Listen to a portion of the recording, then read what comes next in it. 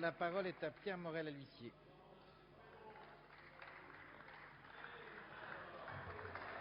Monsieur le Président, Madame la Ministre, Messieurs les rapporteurs et mes chers collègues, Christian Jacob se disait estomaqué. Je considère aujourd'hui, après les propos tenus, les excellents propos tenus par Christian Jacob, je trouve le Parti socialiste un peu ratatiné face aux arguments qu'a pu développer Christian Jacob.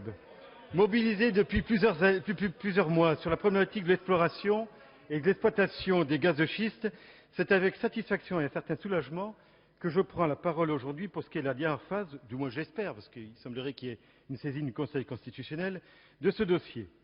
Ce dossier était complexe, des enjeux environnementaux lourds étaient en jeu. Il arrive à sa conclusion, donnant une totale satisfaction à ceux et à celles qui, comme moi, se sont mobilisés pour préserver nos territoires. La CMP nous a permis de revenir globalement au texte adopté par notre Chambre le 11 mai dernier et que, malgré une posture politicienne regrettable lors du vote en séance, les députés SRC avaient approuvé à l'unanimité lors de l'examen en commission du développement durable. La proposition de loi, dans sa dernière mouture, a le mérite d'être effective, transparente et surtout solide juridiquement. Effective tout d'abord parce qu'elle interdit clairement toute exploitation d'hydrocarbures par la technique de l'hydrofracturation. C'était le point central de notre combat. Pas de fracturation hydraulique sur nos territoires. Cette technique n'est pas maîtrisée et entraîne des conséquences impactantes sur notre environnement. Son interdiction n'était pas négociable et c'est pourquoi, en commission mixte paritaire, j'ai soutenu avec mes collègues députés l'amendement de Michel Avard qui supprime la dérogation à cette interdiction introduite par le Sénat.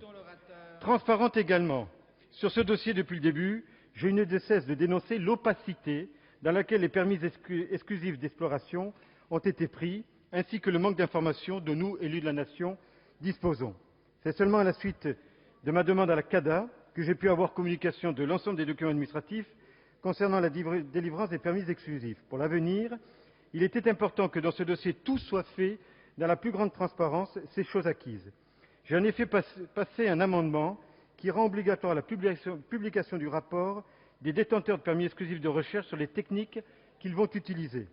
J'ai entendu ça et là qu'il suffira aux entreprises d'hydrocarbures de faire de l'hydrofracturation sans en dire le nom. Notre collègue Cochet a parlé de Karcher souterrain.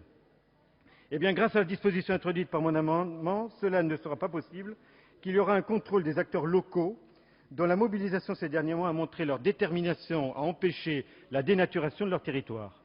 Le Parlement sera également informé chaque année de l'évolution des techniques et pourra ainsi en débattre en toute connaissance de cause. La nécessaire transparence est donc acquise. Enfin, solidité juridique. La version initiale telle que déposée par Christian Jacob, auquel je m'étais pleinement associé, avec quelques aléas juridiques. À la première QPC, tout le dispositif législatif aurait pu tomber. Je crois que le rapporteur l'a très bien exprimé. Grâce au travail de nos deux rapporteurs, PS et UMP, nous avons en commission du développement durable modifié main dans la main avec nos collègues socialistes le texte initial pour lui donner sa mouture actuelle qui garantit une vraie solidité juridique à ce texte. Quand je regarde le chemin parcouru depuis 5 mois sur ce dossier, je ne peux que me féliciter. Il y a 5 mois, lorsque nous avons créé le comité parlementaire de surveillance et de précaution sur le gaz de schiste avec Pascal Terrasse, nous n'étions pas nombreux à nous mobiliser. Personne n'avait entendu parler du gaz de schiste, pas même certains écolos. Aujourd'hui, nous pouvons conclure avec satisfaction ce dossier qui n'était pas gagné d'avance grâce à la mobilisation des élus locaux, des citoyens, des parlementaires, mais également du gouvernement. Aujourd'hui, je regrette juste qu'il n'y ait pas unanimité sur ce texte et que la politique ait repris le dessus.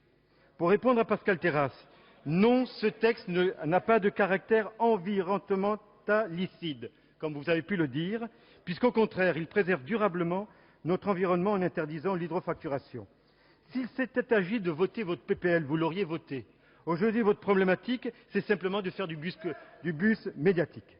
Enfin, je souhaiterais également associer à ce stade les deux députés Philippe Martin et François-Michel Gonneau, qui avaient été chargés d'une mission d'information et qui ont rendu leur rapport il y a 2 semaines.